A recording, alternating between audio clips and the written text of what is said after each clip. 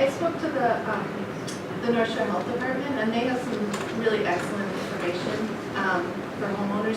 For homeowners that don't feel they can afford the full replacement at this time, are we able to include in that communication, you know, the health department as a resource in terms of Absolutely. filtration? I know we provide the short-term kind of filtration, but there are ways for people to decrease their potential exposure to lead for very little. Right, and the documents that we developed last year, we developed in partnership with I thought Ann so, Christensen yeah. and her staff, and she's very involved in that, and we have a lot of contact with them during the construction. So, absolutely. That'll be the same this year. It will be the same as what was distributed last year, which is a protocol we both agree on. Right, and that's something that either people outside of this program, any resident can Yes. take advantage of that at any time if they were really concerned about their exposure. Any other comments, questions?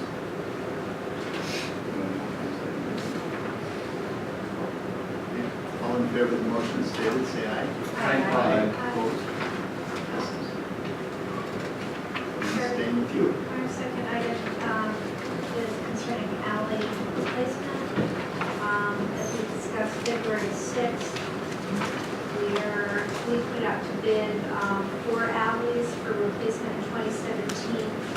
Olson Olive, Larkin Newhall, south of Kensington, and the 4300 block between Wildwood and either side of Wildwood, basically.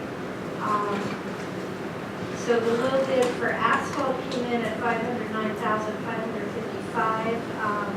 DPW also bid out concrete because there was some indication it would be close, but it actually wasn't that close.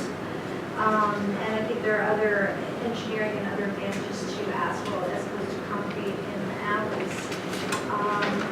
We do talk a little bit about budget because we had, I believe, talked about a total program of around $812,000. Even though the construction bid was only 500, basically 510. When you put inspection and engineering and other costs, we're actually not too far off from what the 800,000 estimate. So I'm not sure the budget that we talked about February 6th and the method of funding alleys, I don't think we have any substantive changes from what we talked about at that time. So I will move forward a contract for the 2017 alley improvements program asphalt base bid to Vintage Construction Company in the amount of $509,555.70. Second. Discussion? Yes. What is the difference between the concrete and asphalt besides the cost? Does concrete last longer? Yes. She'll introduce yourself as Mr. Concrete. That's the first question. Yeah, concrete, typically they say concrete has a lifespan between 30 and 50 years with proper maintenance. Asphalt is anywhere between 20 and 30 with proper maintenance. You know, there's pavement out there that's concrete that's been there 100 years, but I would say they don't make things like they used to either. So, yes, so concrete does last longer. So I'm just wondering, what you guys discussed in committee of the benefits of asphalt? Yes, we did. I use the example of, you know, okay, so this is going to be an alley reconstruction project, right? And, the contractor is going to be able to get pavement down through the alley a lot quicker than they would if they had to pour concrete. So the process is going to be they're going to rip up all the pavement, right? And then they're going to put new gravel down. And then if it's asphalt, they're going to bring in a paver, they're going to pave it, and it's going to be a one-day deal. Residents will be able to drive on it that night, get in their garages. The issue with concrete is once you take out all the bad stuff, put it in the gravel, now I need to set forms, and then I pour the concrete, and nobody can drive on it for at least 7 days. So there's an access issue there. You know, that is one of the big advantages of doing asphalt. The other advantages of asphalt ultimately are, it's easier to repair. There's more ways to fix an asphalt pavement than there is concrete. If concrete goes bad, basically you cut it out, replace it. Asphalt, you can heat it up, you can fill it with potholes, you can do all kinds of different things with asphalt. And from a maintenance perspective, it's more cost effective to do maintenance on an asphalt pavement than it is a concrete. I think another thing that I heard when I was sitting in on the meeting too is, that 20 to 30 years versus the 30 to 50 years is based on the streets, and alleys are used a lot less than streets are too. Those numbers may have some play in. And when we think about adding some stormwater conveyance functionality to some of those alleys, and in consideration of having a black surface as opposed to a white surface in winter time, that black surface does absorb some more heat from the sun and is a little bit better from an ice forming and staying with these things. I just have one other question. I always ask this question with Mark. We'll be borrowing probably across the communities at about 200,000 mid-year here. What does that equate to in terms of for debt service? Well, for every $500,000 that the village borrows, it equates to about $3.25 per household. $1.70 or something? Yeah, something like that. I had a question on the overall budget, I'm just trying to get a handle on this. So that the sewer and the asphalt pavement's 509,000, then you got inspection, what was it, 45,000 approximately? Actually, we discussed in committee that rule of thumb that I included in the memo was actually for a road program. The numbers on inspection are very different for alley because of the nature. So it would be probably 15, maybe even as high as 20% on an inspection on an alley project. So it could be upwards of $110,000. And then we have the engineering too, that was 45. I'm just trying to get to the borrowing number here. Did we say it's 200,000? Approximately 510 for the contract, 110 for the inspection, and 45 for the engineering, so we're up to 665,000. We're going to need to fund this project. Correct. And we've got somewhere a little bit in excess of 450 available. Correct.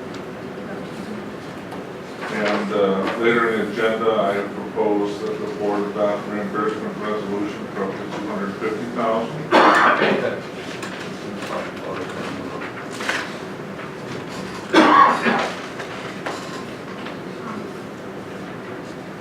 I just want to say that I'm going to vote for this,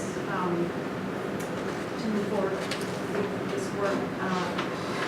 I originally did not vote for the funding of the additional alleys, and the reason was I would have preferred not to have to borrow mid-year. I would like to trade it off during the budget season with other road projects, and I think Trustee Amenta has made the request that as we do the next budget cycle, we look at the road program comprehensively, which includes the alleys and the roads, in different priorities and ratings. So hopefully we'll have that process for next year.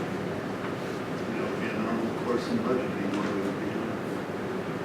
We discussed in the long-range, when we considered long-range financial plan, that we also look comprehensively at the road program, at road reconstruction, road maintenance, and alleys all together, and with it we can sort of what we were talking about with water projects, so that we can look from a larger focus as we're considering the long-range financial plan.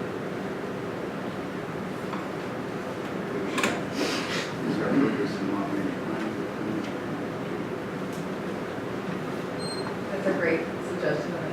That is something that we do with our alley program and our road program and everything else. The Department of Public Works provides us alongside the state. And thank you for doing that, because that does help inform our decision making when we do the long range management plan. Which I'll mention it again, is award winning. Thank you for that. Do you know how to make a motion? Make a motion. Any other discussion? I just wanted to say, for me, there are kind of three significant aspects to this tonight. And the first was that the reason why we did the bids for concrete and asphalt was that it was thought that they were going to be closer than they actually came out to be. So that's the only reason why we have two options in front of us. I think it would have been asphalt if we had known that it would have been this far away. So I'm happy that we're going with that option. And I also am very excited that we're, with the design, incorporating some stormwater management, because it will get that water and ice off of there, and it will prolong the life of that. So it'll be easier to travel. And then, you know, just going back historically, that when this was first contemplated, you know, one of the things that the previous boards had trouble with was whether it should be a special assessment to the residents on alleys versus, you know, everyone on the taxpayers, whether you have an alley or not, sharing in the cost of this. And I live on an alley, and I actually probably would have supported the assessment. But you know, the idea of putting it on the tax rolls and having everybody share in the cost is, you know, at least you can deduct it from your taxes. Special assessments you can't. And then it's not a hidden cost to the homeowner. We try to be very transparent about what it actually costs to live in Shorewood. So I am pleased that this board considered all those aspects and was able to move ahead with this, and that it's before us tonight. Yeah, I'm very excited about this. I mean, this has been an issue that's been on the table for a long time. In February 2010, the board approved the comprehensive alley road program. It was ready to go. We had it all set, and then July 2010 came. Oh. And then we became all sewers all the time. Continued the streets program, the alley program had to go on the back burner because people said, fix the sewers. We want our property values to hold up. We were able in 2011 and 2012 to do alleys along Oakland. We did get those done. And now we have an opportunity to move these four worst alleys forward. It's very exciting. And it continues our push for infrastructure. We've done 142 blocks of street repaving and rebuilding since 2005. We've done 26 blocks of water main. So we have been moving forward, and this is our next step. I would also like to say thank you to the driveway owners that are willing to take this on with us, because we are a community that not everybody has an alley to worry about. So.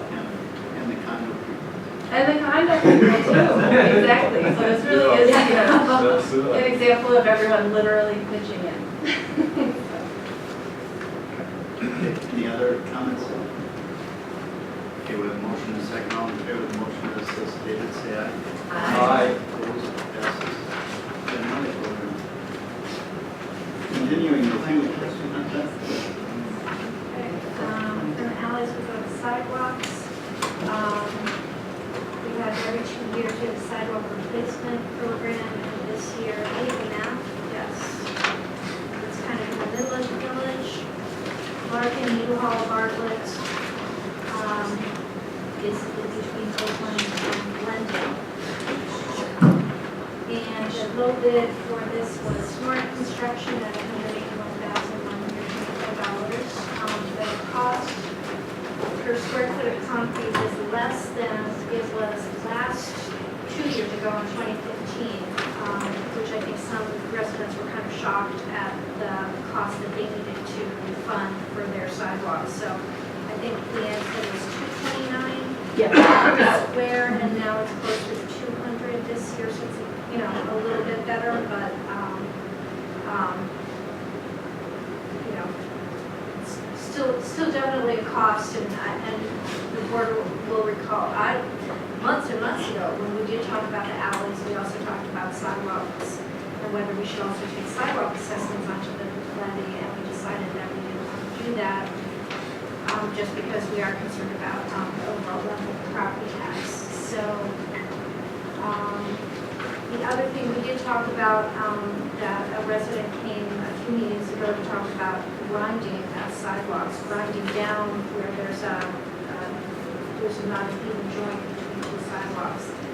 And I think DPW is open to looking at that and investigating that. It's probably too late to do for 2017. But hopefully by the time we get to 2019, we'll have a better sense of how that might work.